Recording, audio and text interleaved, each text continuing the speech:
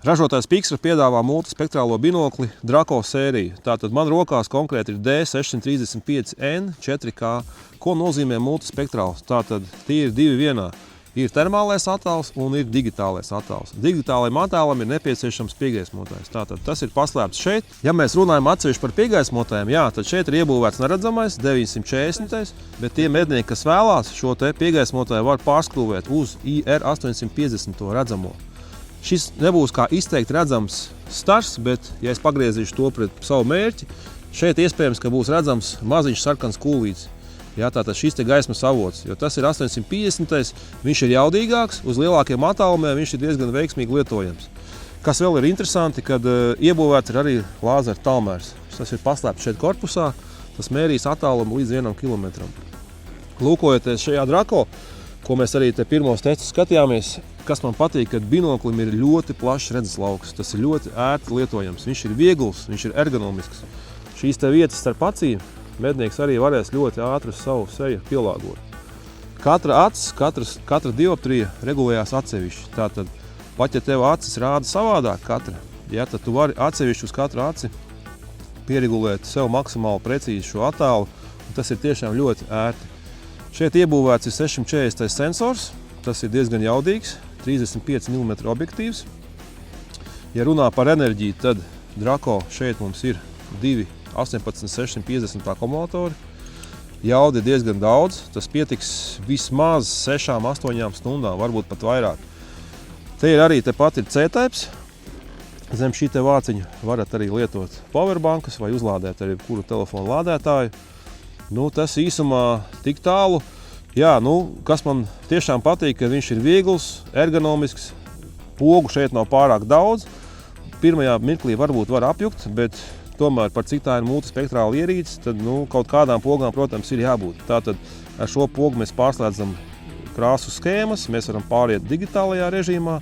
Šis ir ātrais video foto. Šī poga ir attiecās uz tālmēru un uz piegaismotāju.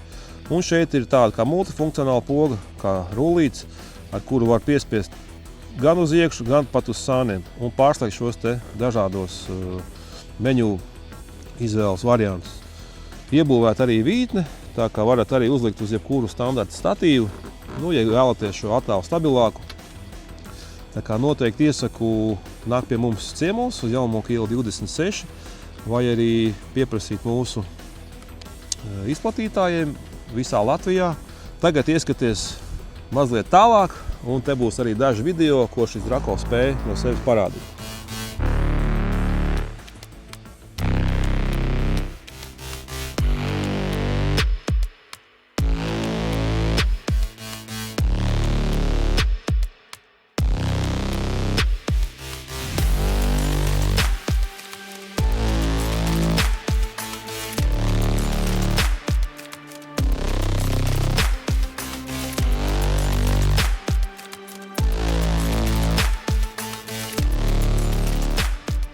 Ja mēs runājam par Draco sensoru jūtības līmeni, tad līmenis ir tiešām ļoti augsts, tie ir 15 mK. Tas nozīmē, ka, ja ir slikts kontrasts, tad šis te binoklis sajūt vismazākās temperatūras svārstības, un medniekam tas ir ļoti svarīgi, lai redzētu sīkākās detaļas, kā piemēram smalkākos krūmus, tās pašas brieža buļļu trofejas un visu pārējo. Viss, kas ir sīkāks, smalkāks un kas ir ar zemu temperatūru. Otrs svarīgais faktors arī, kad šis te fons aiz šī zvēra veidojās maksimāli labs. Tātad medniekam nezūd šī telpiskā izjūta, kas ir aiz šīs zvēra. Un kas man patīk Pixar ražojumiem, ka šīs cenas nav pārspīlētas. Ar aktuālajām cenām jūs varat iepazīties mūsu mājaslapā gpspro.lv. Mēs GPS Pro esam oficiālais pārstāvs Baltijā visiem Pixar ražojumiem. Pixar kā ražotājs piedāvā stabilu 2 gadu garantiju, un visi servisi ir pie mums Jaunmoka ielā 26. Nāciet pie mums, iedosim šo multispektrālo binokli Draco jums uz testu, jo sevišķi piekdienās, tad jūs to varat forši iztestēt savās medību platībās. Pixar produktus jūs varat iegādāties pie mums Jaunmoka ielā 26 vai arī pie mūsu sadarbības partneriem visā Latvijā.